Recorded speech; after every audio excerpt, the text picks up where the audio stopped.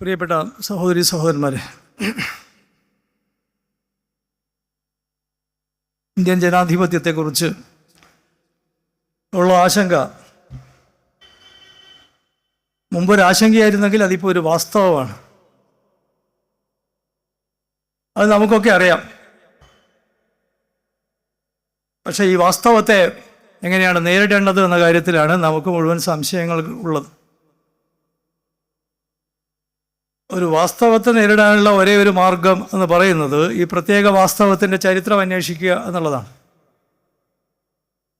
അങ്ങനെയാണെങ്കിൽ ഇന്ത്യൻ ജനാധിപത്യത്തിൻ്റെ ചരിത്രമാണ് നമ്മൾ അന്വേഷിക്കേണ്ടതെന്നാണ് ഞാൻ കരുതുന്നത്. ആളുകളൊക്കെ, പ്രത്യേകിച്ച് നമ്മുടെ നാട്ടിൽ എൻ്റെ ശ്രോതാക്കളൊക്കെ അടങ്ങുന്ന ആളുകളുടെ ഒരു വലിയ ദൗർബല്യമായിട്ട് ഞാൻ കാണുന്നത്, അവർ സംഘപരിവാരത്തിൻ്റെ ചരിത്രം അന്വേഷിച്ചാണ് പോവുക. അവർ VD സവർക്കർ ആരാണെന്ന് അന്വേഷിച്ചു പോകും. അങ്ങനെ ഒരുപാട് പുസ്തകങ്ങൾ ബെസ്റ്റ് സെല്ലറുകളായിട്ട് നമ്മുടെ നാട്ടിലുണ്ട്.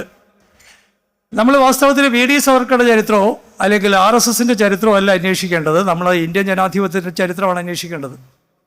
അങ്ങനെ അന്വേഷിക്കുകയാണെങ്കിൽ നമുക്കൊരു കാര്യം വളരെ വ്യക്തമായിട്ട് മനസ്സിലാക്കാൻ കഴിയും. ഇന്ത്യൻ ജനാധിപത്യം എന്നുള്ളത് താരതമ്യേന പുതിയ ഒരു കാര്യമാണ്. ലോകത്തെ ഇപ്പം നമ്മൾ ഭരണഘടന ഉണ്ടാക്കുമ്പോൾ ഇംഗ്ലീഷ് മാതൃകയിലാണല്ലോ, ആംഗ്ലോ സാക്സൺ മാതൃകയിലാണെന്നാണ് പറയുക നമ്മുടെ ഭരണഘടന ഉണ്ടായിത്തീർന്നു. ഇപ്പം ആംഗ്ലോ സാക്സൺ ജനാധിപത്യത്തിൻ്റെ ഒക്കെ ചരിത്രം എടുത്തു കഴിഞ്ഞാൽ അത് 13-ാം നൂറ്റാണ്ട് വരെ പോകും. അത്രയധികം ചരിത്രമുണ്ട് ഇംഗ്ലീഷ് ജനാധിപത്യത്തിന്. അതുകൊണ്ടാണ് നമുക്കറിയാം, ഇപ്പം ഇംഗ്ലീഷ് ജനാധിപത്യം ആ നിലയിൽ ഒരു തരത്തിലുള്ള വെല്ലുവിളി ഇപ്പോഴും നേരിടുന്നില്ല.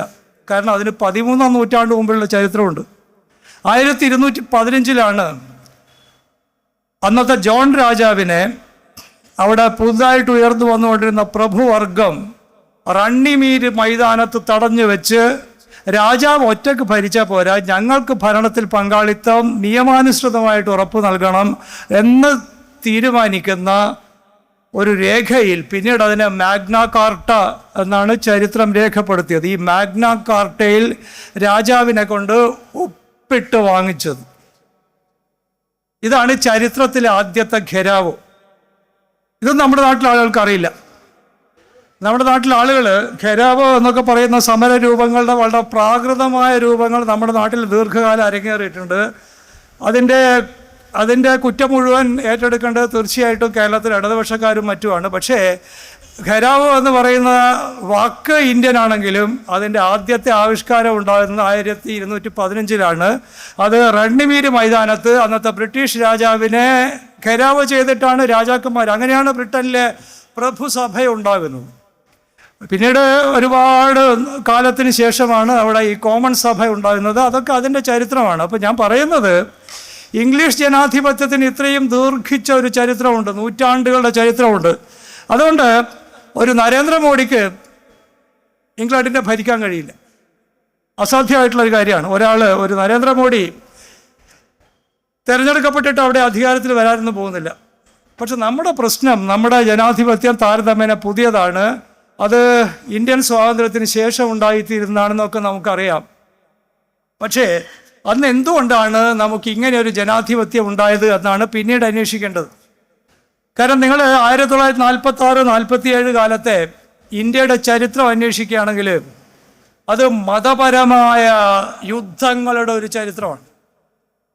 മനുഷ്യർ ഹിന്ദുവെന്നും മുസ്ലിമെന്നും പറഞ്ഞു പരസ്പരം കൊന്നുകൊണ്ടിരുന്ന ഒരു ഉത്തരേന്ത്യയുടെ ചരിത്രമാണ്. ഇപ്പോഴും പാകിസ്ഥാൻ, ബംഗ്ലാദേശ് എന്നും മറ്റും പറയുന്ന രാജ്യങ്ങൾ ഉൾപ്പെടെയുള്ള അവിഭക്ത ഇന്ത്യയുടെ ചരിത്രം എന്ന് പറയുന്നത് ലോകത്തിലെ ഏറ്റവും രക്തരൂക്ഷിതമായ കൂട്ടക്കൊലകളുടെ ചരിത്രമാണ്. 46-47 കാലം എന്ന് പറയുന്നത്.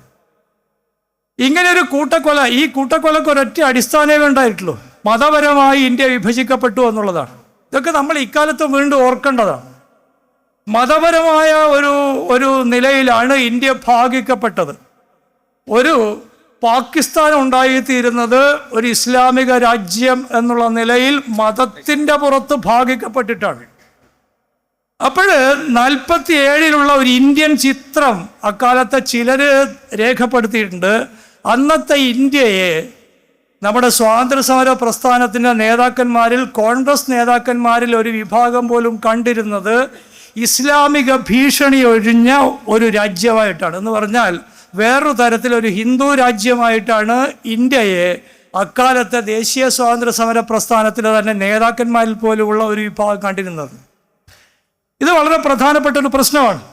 കാരണം ജിന്നയും മുസ്ലിം ലീഗും ഒക്കെ ആവശ്യപ്പെട്ട കാര്യം നമുക്കറിയാം. ഇസ്ലാമിന് വേറൊരു രാജ്യം വേണം. അതുകൊണ്ട് ഇസ്ലാമിക ഭൂരിപക്ഷ പ്രദേശങ്ങൾ, അതിൽ തന്നെ ഒരുപാട് പ്രശ്നങ്ങളുണ്ട്. നമ്മളെ കേട്ടുകേൾവി പോലെയല്ല. ഇപ്പോൾ ബംഗാളിനെ വിഭജിക്കണോ വേണ്ടയോ എന്നുള്ള കാര്യത്തിൽ ജിന്നയ്ക്കൊരു പൂർണ്ണ മനസ്സുണ്ടായിരുന്നില്ല. ബംഗാളിനെ ഭാഗിച്ചു കഴിഞ്ഞാൽ ബാക്കിയാവില്ല. കാരണം ബംഗാൾ അത് പിന്നീട് ചരിത്രത്തിൻ്റെ ഭാഗമായതാണ്. കാരണം ബംഗാളി ദേശീയത അതിശക്തമായിട്ടുള്ളൊരു ദേശീയതയാണ്. ബംഗാളികളെ പോലെ ഭാഷാഭിമാനമുള്ള വേറൊരു ജനത ഇന്ത്യയിൽ അധികമില്ല. അതുകൊണ്ട് ബംഗാളിനെ മതപരമായി ഭാഗിച്ചു കഴിഞ്ഞു കഴിഞ്ഞാൽ അത് എത്ര കാലം പോകുമെന്ന മറ്റുള്ള കാര്യത്തിൽ ജിന്നയ്ക്കും മറ്റും സംശയം ഉണ്ടായിരുന്നു. അവർ മിക്കവാറും പഞ്ചാബിൻ്റെ വിഭജനവും അതിനപ്പുറമുള്ള പ്രദേശങ്ങളുടെ കാര്യവും മാത്രമാണ് അധികം താല്പര്യം എടുത്തിരുന്നത്. പക്ഷേ ബംഗാൾ മതപരമായി ഭാഗിക്കണം എന്ന് ആദ്യം ആവശ്യപ്പെട്ടത്, ജിന്നയേക്കാൾ ശക്തമായിട്ട് ആവശ്യപ്പെട്ടത് ഹിന്ദു മഹാസഭയാണെന്നുള്ള കാര്യം എത്ര അവർക്കറിയാം? 1946 ഹിന്ദു മഹാസഭയുടെ അത്തവണത്തെ സംസ്ഥാന സമ്മേളനം, അതിൻ്റെ ഈ സംസ്ഥാന സമ്മേളനത്തിൻ്റെ ഏറ്റവും പ്രധാനപ്പെട്ട പ്രമേയം, അവർ പിന്നീട് ആ പ്രമേയം പാസ്സാക്കിയിട്ട് വൈസ്രോയിയെ ചെന്ന് കാണുന്നുണ്ട്. അവർ പറഞ്ഞത് ബംഗാളിനെ ഭാഗിക്കണം, അതിനെ മതപരമായി ഭാഗിക്കണം എന്നാവശ്യപ്പെട്ടിട്ടുള്ള പ്രമേയം പാസ്സാക്കുന്നുണ്ട്. ഈ ആളുകളൊക്കെയാണ് പിന്നീട് സ്വതന്ത്ര ഇന്ത്യയിൽ ജനസംഘത്തിൻ്റെയൊക്കെ BJPയുടെ പൂർവ്വരൂപമായിട്ടുള്ള ജനസംഘത്തിൻ്റെയൊക്കെ നേതാക്കന്മാരായി തീരുന്നത്. അപ്പോൾ ഇങ്ങനെ ഭാഗിക്കപ്പെട്ട, മതപരമായി ഭാഗിക്കപ്പെട്ട ഒരു ഇന്ത്യ ഒരു ഹിന്ദു രാജ്യമായി തീരുക വളരെ സ്വാഭാവികമായൊരു കാര്യമായിരുന്നു. പിന്നീട് എന്തുകൊണ്ട് ഇന്ത്യ ഒരു മതേതര രാജ്യമായി എന്ന് ചോദിച്ചാൽ അതിൽ രണ്ട് രാഷ്ട്രീയ നേതാക്കന്മാരുടെ, ദേശീയ പ്രസ്ഥാനത്തിൻ്റെ ഏറ്റവും പ്രധാനപ്പെട്ട രണ്ട് നേതാക്കന്മാരുടെ കാഴ്ചപ്പാടാണ് പങ്കുവഹിച്ചത്. അത് ഒന്ന് മഹാത്മാഗാന്ധിയാണെന്ന് നമുക്കെല്ലാവർക്കും അറിയാം. അദ്ദേഹം വ്യക്തിപരമായി താനൊരു സനാതന ഹിന്ദു ആണെന്ന് വിചാരിച്ചിരുന്ന ഒരാളാണെങ്കിലും അദ്ദേഹം അങ്ങേയറ്റം സെക്കുലറായിരുന്നു. അതുകൊണ്ടാണ് അദ്ദേഹം സ്വാതന്ത്ര്യപ്രാപ്തിയുടെ കാലത്ത് എല്ലാവരും കെട്ടുകഥകൾ പോലെ പറഞ്ഞു നടക്കുന്ന ഒരു കാര്യമുണ്ട്. അദ്ദേഹം നവഖാലിയിൽ ഈ മനുഷ്യർ മതം പറഞ്ഞിട്ട് രക്തം ചിന്തുന്ന സ്ഥലത്താണ് ഉണ്ടായിരുന്നത്. അദ്ദേഹം അധികാരത്തിൻ്റെ 4 അയലത്തുണ്ടായിരുന്നില്ല. ഈ പറയുന്ന അധികാരം കൈമാറുന്ന ഒരു സ്ഥലത്തും മഹാത്മാവ് ഉണ്ടായിരുന്നില്ല. അദ്ദേഹം താൻ എവിടെയാണ് പോകേണ്ടതെന്നുള്ള കാര്യത്തിൽ അദ്ദേഹത്തിന് കൃത്യമായ ഉറപ്പുണ്ടായിരുന്നു. അതുകൊണ്ട് അദ്ദേഹം നവഖാലിയിലേക്ക് പോയി. രണ്ടാമത്തെ ആള് ജവഹർലാൽ നെഹ്റു ആണ്. ഇത് നമ്മുടെ നാട്ടിലെ ഈ ഹിന്ദുത്വ രാഷ്ട്രീയ വിരുദ്ധന്മാരൊക്കെ ആവർത്തിച്ചു മനസ്സിലാക്കേണ്ട ഒരു സത്യമാണ്. നെഹ്റുവിനെ ഹിന്ദുത്വവാദികൾക്ക് ഇഷ്ടമല്ല, അത് നമുക്ക് മനസ്സിലാവും. പക്ഷേ ഹിന്ദുത്വവാദികളെ എതിർക്കുന്ന പലരും തന്നെ നെഹ്റുവിൻ്റെ ഈ പ്രത്യേക പങ്കിനെ കൃത്യമായി മനസ്സിലാക്കുകയും എടുത്തു പറയുകയും ചെയ്യുന്നുണ്ടോ എന്ന കാര്യത്തിൽ എനിക്ക് സംശയമുണ്ട്. ഉദാഹരണത്തിന് ഭരണഘടനയുടെ ആമുഖം, പഴയ നമ്മുടെ ഈ പൗരത്വ നിയമത്തിൻ്റെയൊക്കെ കാലത്ത് ഒന്നിലധികം സ്ഥലങ്ങളിൽ പ്രസംഗം കേട്ടുകൊണ്ടിരിക്കുമ്പോൾ, പ്രസംഗിക്കുന്ന ആളുകളൊന്നും മോശക്കാരല്ല, എല്ലാവരും പണ്ഡിതന്മാരാണ്. ഈ പണ്ഡിതന്മാരുടെ പ്രസംഗം കേട്ടിട്ട് ഞാൻ ഞെട്ടിപ്പോയിട്ടുണ്ട്. അവരൊക്കെ പറഞ്ഞത് ഭരണഘടനയുടെ പ്രിയാമ്പിൾ എഴുതിയുണ്ടാക്കിയത് അംബേദ്കർ ആണെന്നാണ്. പരമാബദ്ധമാണ്. അത് എഴുതിയത് ജവഹർലാൽ നെഹ്റു എന്ന് പറയുന്ന മനുഷ്യനാണ്. കാരണം അയാൾക്ക് അത് എഴുതാൻ പറ്റും. അയാൾ ഹരോൾഡ് ലാസ്കിയുടെ ശിഷ്യനായിരുന്നു. നിങ്ങൾ അതിൽ ഓരോ വാക്യവും നോക്ക്. നിങ്ങൾ പ്രിയാമ്പിളുകൾ ആളുകളൊക്കെ എടുത്തു വെക്കുന്നുണ്ടല്ലോ, അതിൽ ഓരോ വാക്യവും നോക്ക്. ഒരു ജവഹർലാൽ നെഹ്റുവിന് മാത്രമേ അത് എഴുതാൻ കഴിയൂ. അംബേദ്കർക്ക് അത് എഴുതാൻ കഴിയില്ല. ഇപ്പം നിങ്ങളൊക്കെ ദളിത് മുസ്ലിം പിന്നോക്ക സഖ്യം എന്നൊക്കെ പറയുന്നുണ്ടാവും. പറയുന്നത് വലിയ കുഴപ്പമൊന്നുമില്ല. പക്ഷേ അതൊക്കെ അതാതിൻ്റെ സ്ഥലത്ത് നിൽക്കണം. ചരിത്ര നിരപേക്ഷമായിട്ട് ഇതൊന്നും അവതരിപ്പിക്കാൻ പാടില്ല. നെഹ്റുവിൻ്റെ നിർബന്ധ ബുദ്ധിയാണ് ഭരണഘടനയ്ക്ക് അങ്ങനെ ഒരു പ്രിയാമ്പിൾ. ആ മനുഷ്യൻ സ്വന്തമായിട്ട് എഴുതി ഉണ്ടാക്കിയതാണ്. കാരണം നെഹ്റുവിൻ്റെ കൃതികളൊക്കെ നോക്കിയാൽ അറിയാം, സെക്യുലറിസം എന്ന് പറയുന്ന കാര്യത്തിൽ, ഈ പറഞ്ഞ കോസ്മോപൊളിറ്റൻ ലോകവീക്ഷണം എന്ന കാര്യത്തിൽ മാത്രം ഒരു മനുഷ്യൻ്റെ മുമ്പിലും വിട്ടുവീഴ്ച ചെയ്യാത്ത, അതിൻ്റെ പേരിൽ സാക്ഷാലും മഹാത്മാഗാന്ധിയായി പോയും കലഹത്തിന് നടന്നുകൊണ്ടിരുന്ന ഒരാളെയാണ് പണ്ഡിറ്റ് ജവഹർലാൽ നെഹ്റു എന്ന് വിളിക്കുന്നത്. അപ്പോൾ അതുകൊണ്ട് ഇന്ത്യക്കൊരു ജനാധിപത്യ ഭരണഘടന ഇരിക്കുന്നതിന് ഇന്ത്യൻ ചരിത്രം വ്യക്തിപരമായിട്ട് ആരോടെങ്കിലും കടപ്പെട്ടിരിക്കുന്നുണ്ടെങ്കിൽ അത് അംബേദ്കറിനോട് മാത്രമല്ല, പ്രധാനമായിട്ടും ജവഹർലാൽ നെഹ്റുവിനോടാണ്. അംബേദ്കർ രണ്ടാമതേ വരും. അതുകൊണ്ടാണ് സംഘപരിവാരം ആർക്കും മാപ്പ് കൊടുത്തിട്ടുണ്ട്. പക്ഷേ ജവഹർലാൽ നെഹ്റുവിന് ഇന്ന് വരെയും സംഘപരിവാരം മാപ്പ് കൊടുത്തായിട്ട് എൻ്റെ അറിവിലില്ല. അതാണ് സംഘപരിവാരം ഇന്ത്യൻ ദേശീയ സ്വാതന്ത്ര്യ സമര പ്രസ്ഥാനത്തിലെ ഏത് നേതാവിൻ്റെയും പേര് പറയും, ജവഹർലാൽ നെഹ്റുവിൻ്റേതൊഴിച്ച്. കാരണം 47 മതപരമായ വിഭജനത്തിന് ശേഷം ഇന്ത്യ ഒരു ഹിന്ദു രാജ്യം, ഒരു ശരാശരി ഹിന്ദു രാജ്യമെങ്കിലും ആയിത്തീരാനുള്ള സാധ്യത അവസാനമായും അടച്ചു കളഞ്ഞത് നെഹ്റുവിൻ്റെ ഇടപെടലുകളാണ്. ഇനി അംബേദ്കറുടെ കാര്യം പറയും. എന്തിനാണ് ആളുകൾ ഇങ്ങനെ ഇതൊക്കെ പറഞ്ഞ് പൊലിപ്പിക്കുന്നതെന്ന് എനിക്ക് അറിഞ്ഞുകൂടാ. വസ്തുതകളോട് സത്യസന്ധമായിരിക്കണം. ഞാൻ ഈ വസ്തുതകളോട് സത്യസന്ധമല്ലാത്തത് കൊണ്ട് നശിച്ചു പോയിക്കൊണ്ടിരിക്കുന്ന ഒരു പാർട്ടിയെക്കുറിച്ച് പറയാം. അതിൻ്റെ പേര് CPM എന്നാണ്. നിങ്ങൾ വസ്തുതകളോട് സത്യസന്ധമാവുക എന്നല്ലാതെ നിങ്ങളുടെ മുമ്പിൽ ഒരു മാർഗവുമില്ല. അതുകൊണ്ടാണ് ഇപ്പോൾ കണ്ടല്ലോ ഒരു കുഞ്ഞികൃഷ്ണൻ ഉണ്ടായിത്തീരുന്നു. കുഞ്ഞികൃഷ്ണൻ എവിടുന്നാണ് ഉണ്ടാകുന്നത്? കുഞ്ഞികൃഷ്ണൻ ഉണ്ടാകുന്നത് CPM-കാർ നടത്തുന്ന അഴിമതി എന്നല്ല. നിങ്ങൾ വസ്തുതകളെ നിരാകരിക്കുമ്പോൾ എവിടുന്നെങ്കിലും നിങ്ങളുടെ നടുവിൽ നിന്ന് വസ്തുത ഉയർന്നു വരും. അതാണ് അതിൻ്റെ കുഴപ്പമെന്ന് പറയുന്നത്. സത്യത്തിന് അങ്ങനെ ഒരു വലിയ കരുത്തുണ്ട്. കാരണം അത് പറഞ്ഞത് കാൾ മാർക്സാണ്. ഒരുപാട് ആളുകൾ പറഞ്ഞിട്ടുണ്ടെങ്കിലും മാർക്സിൻ്റെ ഒരു നിർബന്ധ ബുദ്ധി.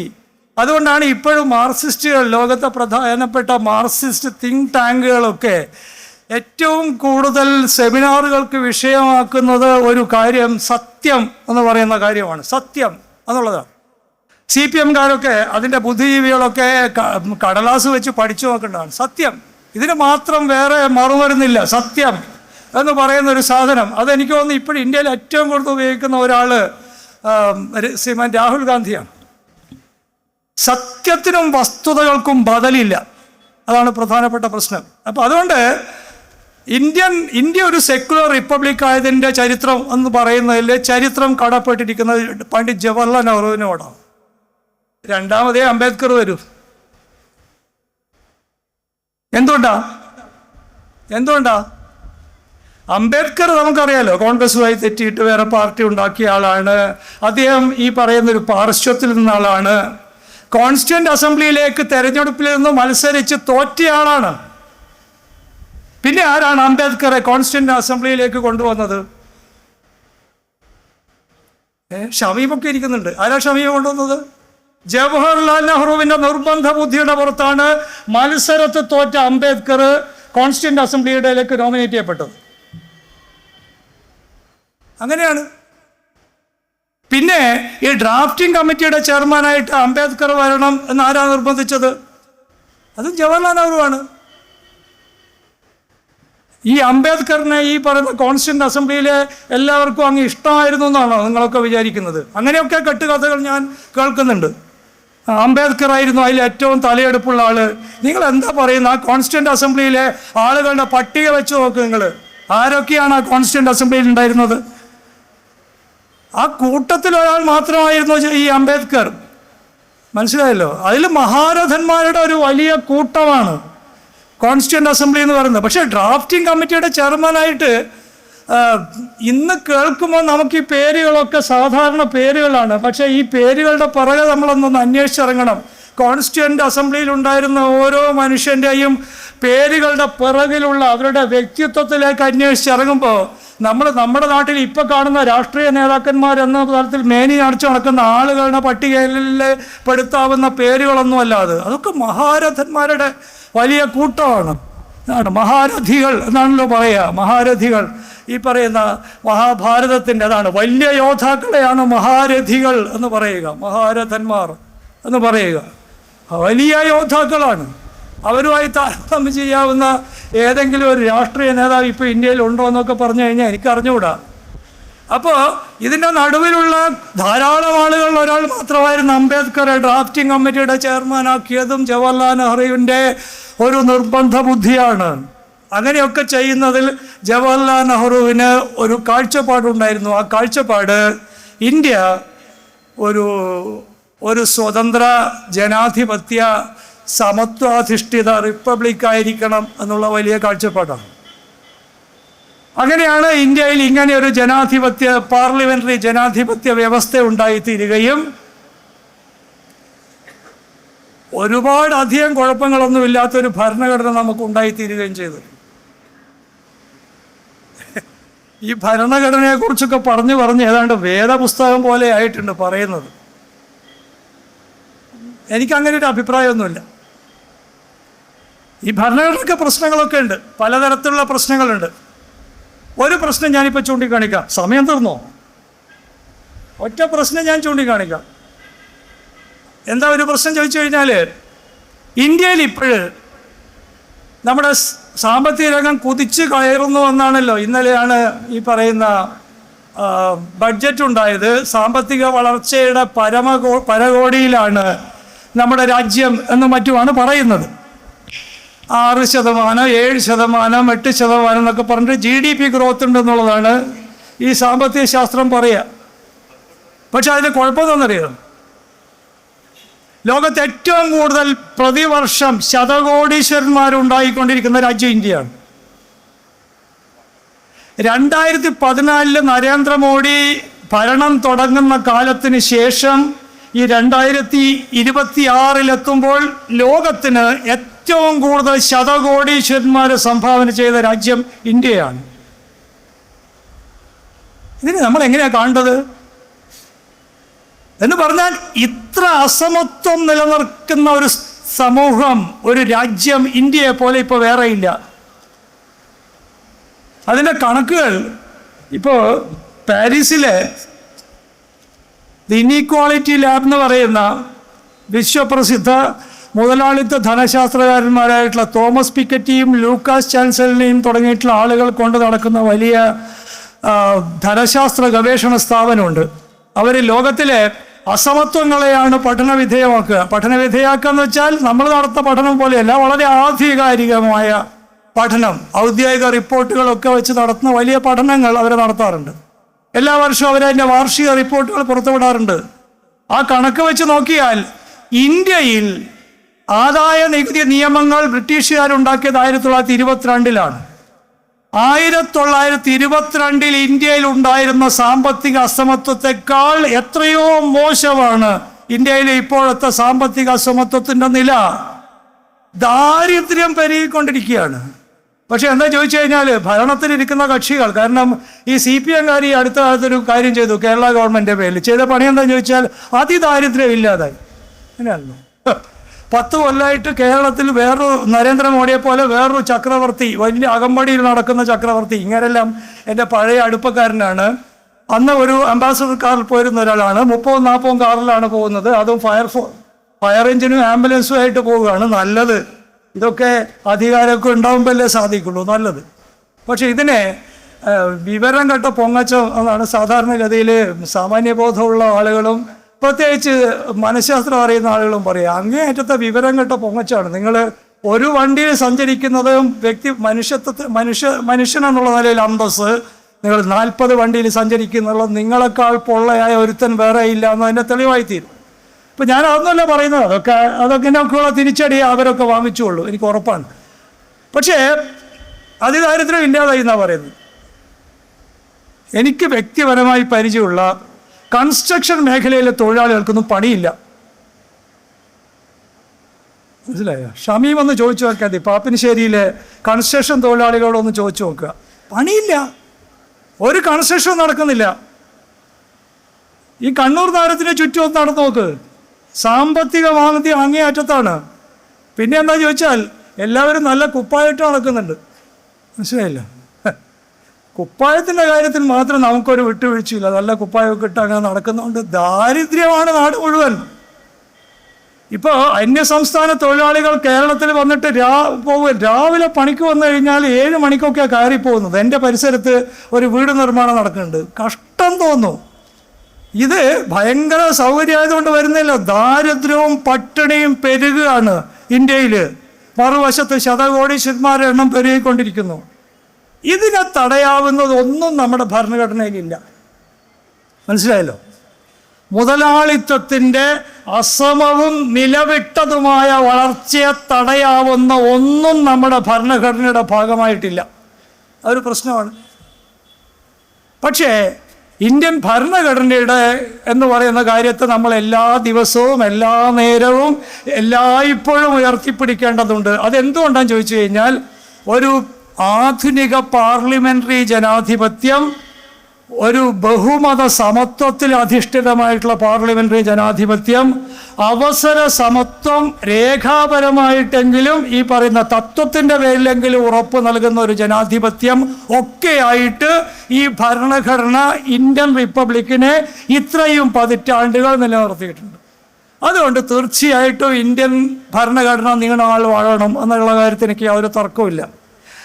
അപ്പോൾ ഈ ഒരു പ്രത്യേക സ്ഥലത്ത് നിന്നുകൊണ്ട് വേണം നമ്മുടെ ജനാധിപത്യത്തിൻ്റെ ചരിത്രം എന്ന നിലയിൽ നാം കൃത്യമായി വസ്തുതാപരമായി കാണേണ്ട ഈ സ്ഥലത്ത് നിന്ന് വേണം നമ്മുടെ ഭരണഘടനയെ തകർക്കാനും ഇതിനെ ഒരു ഹിന്ദു രാജ്യമാക്കി പരിവർത്തിപ്പിക്കാനുമുള്ള സംഘപരിവാരങ്ങളുടെ ആസൂത്രിതമായ നീക്കങ്ങൾക്കെതിരായിട്ടുള്ള വലിയ ജനകീയ പോരാട്ടങ്ങളെ കരുപ്പിടിപ്പിക്കാൻ എന്നുള്ള ഉറച്ച അഭിപ്രായമാണ് എനിക്കുള്ളത്.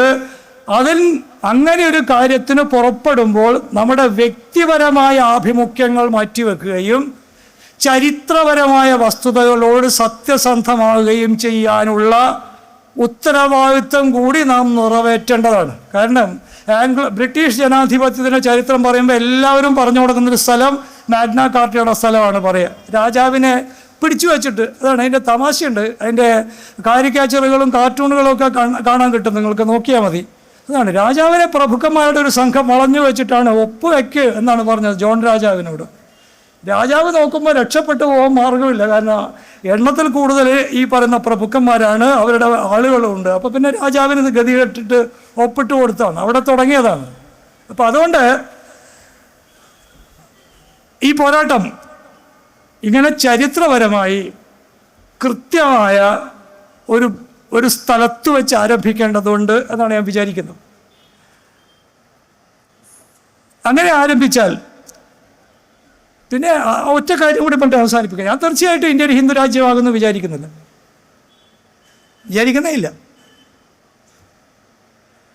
കാരണം ഇന്ത്യക്കൊരു മഹാചരിത്രമുണ്ട്. ഇന്ത്യയുടെ മഹാചരിത്രം എന്ന് പറയുന്നത് ഹിന്ദുത്വയുടെയോ ചരിത്രമല്ല, അത് വളരെ ബഹുത്വമുള്ളൊരു ചരിത്രമാണ്. ഒരുപക്ഷെ ലോകത്ത് എതീസം എന്നിപ്പോൾ നമ്മൾ അറിയപ്പെടുന്ന എന്താ പറയുക, ഇപ്പോഴത്തെ വളരെ വിചിത്രമായ സാധനത്തെക്കുറിച്ചൊന്നുമല്ല ഞാൻ പറയുന്നത്, അതെനിക്ക് അറിഞ്ഞുകൂടാ. ഇപ്പോൾ ഫ്രീ തിങ്കേഴ്സ് ഫോറം എന്നും മറ്റും പറഞ്ഞ് നടക്കുന്ന ആളുകൾ ഉണ്ടാക്കുന്ന പണികളുണ്ട്, അതിനെക്കുറിച്ചല്ല ഞാൻ പറയുന്നത്. പക്ഷേ അതിനേക്കാൾ ഒക്കെ ഭൗതികവാദത്തിൻ്റെയും നിരീശ്വരവാദത്തിൻ്റെയും ഒക്കെ വളരെ ഭയങ്കരമായിട്ടുള്ളൊരു തത്വചിന്താധാര ഇന്ത്യയിൽ എത്രയോ നൂറ്റാണ്ടുകൾക്ക് മുമ്പുണ്ട്. ലോകത്തിൻ്റെ ഒരു കോണിലും അങ്ങനെയൊന്നും ഇല്ലാതിരുന്ന കാലത്ത് ഒരുപക്ഷെ ഇന്ത്യയിലുണ്ട്.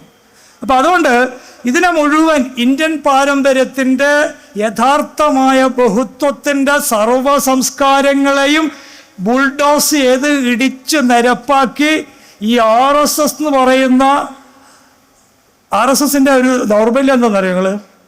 RSS എല്ലാ കാലത്തും പലതിനെയാണ് നോക്കിക്കൊണ്ടിരുന്നത്.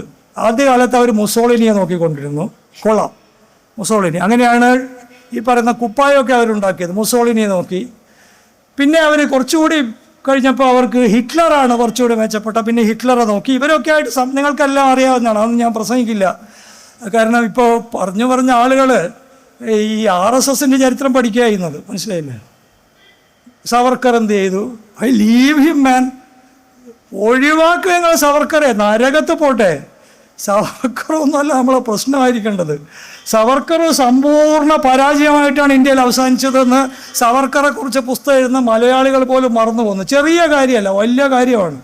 സവർക്കർ അവസാനിച്ചത് എങ്ങനെയാണ്? ഒരു സമ്പൂർണ്ണ പരാജയമായിട്ട്, സമ്പൂർണ്ണമായി നിരാകരിക്കപ്പെട്ട ഒരാളായിട്ട്, മേൽവിലാസമില്ലാത്ത ഒരാളായിട്ടാണ് സവർക്കർ അവസാനിക്കുന്നത്. അപ്പം നിങ്ങൾ പറഞ്ഞ് സവർക്കറെ ഇങ്ങനെ ഉണ്ടാക്കി വെക്കേണ്ട കാര്യമൊന്നുമില്ല. സവർക്കർക്കപ്പുറം നോക്കുക.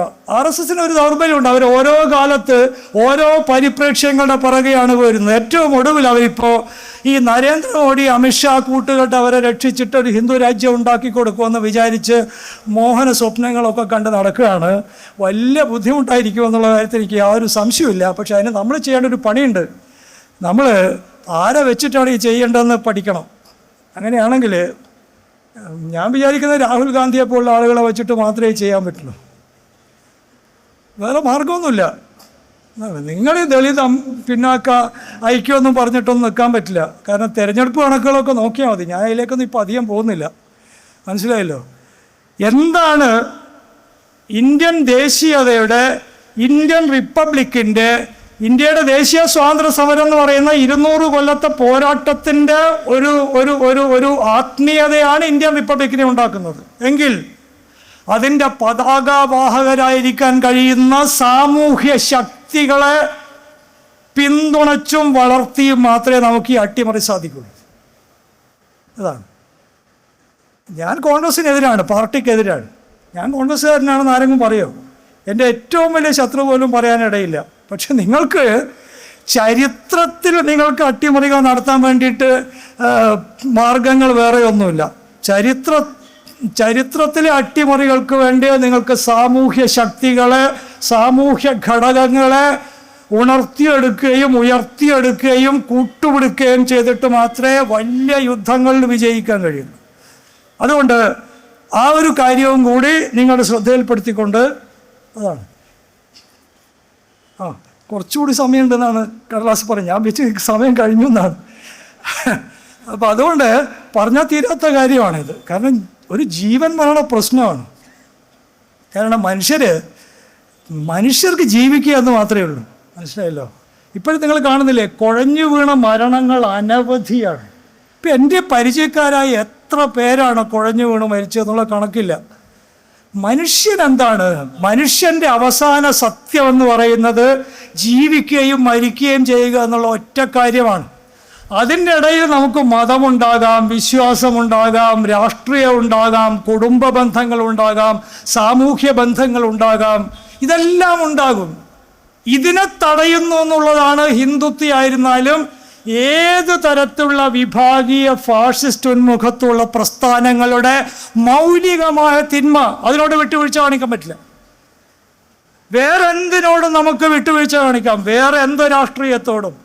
അതാണ് ഈ പറയുന്ന കേരള മുഖ്യമന്ത്രിയുടെ വിവരദോഷത്തോട് പോലും വേണമെങ്കിൽ നമുക്ക് വിട്ടുവീഴ്ച കാണിക്കാം. പക്ഷേ മനുഷ്യ ജീവിതത്തിൻ്റെ ആത്യന്തിക സത്യത്തെ ഛേദിക്കുന്ന തരത്തിൽ ഉണർത്തിയെടുക്കപ്പെടുന്ന ഒരു ഭ്രാന്തൻ രാഷ്ട്രീയത്തോട് ഒരു വിട്ടുവീഴ്ചയും മനുഷ്യനായി ജനിച്ച മരിക്കുമെന്ന് ഉറപ്പുള്ള ഒരു ജീവിവിശേഷത്തിന് സാധ്യമല്ല.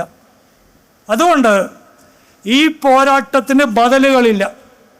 തീർച്ചയായിട്ടും അതുകൊണ്ട് ഇങ്ങനെ ഒരു സെമിനാർ നിങ്ങൾ സംഘടിപ്പിച്ചത് വളരെ പ്രധാനപ്പെട്ട കാര്യമാണ്. കേരളത്തിൻ്റെയും ഇന്ത്യയുടെയും എല്ലാ കോണുകളിലും ഇത്തരം ആലോചനകൾ നിരന്തരമായി നടക്കേണ്ടതാണെന്ന് മാത്രം ചൂണ്ടിക്കാണിച്ചുകൊണ്ട് എൻ്റെ വാക്കുകൾ കേട്ട് നിങ്ങളോട് ഓരോരുത്തരോടും വ്യക്തിപരമായി നന്ദി പറഞ്ഞുകൊണ്ട് അവസാനിപ്പിക്കുന്നു.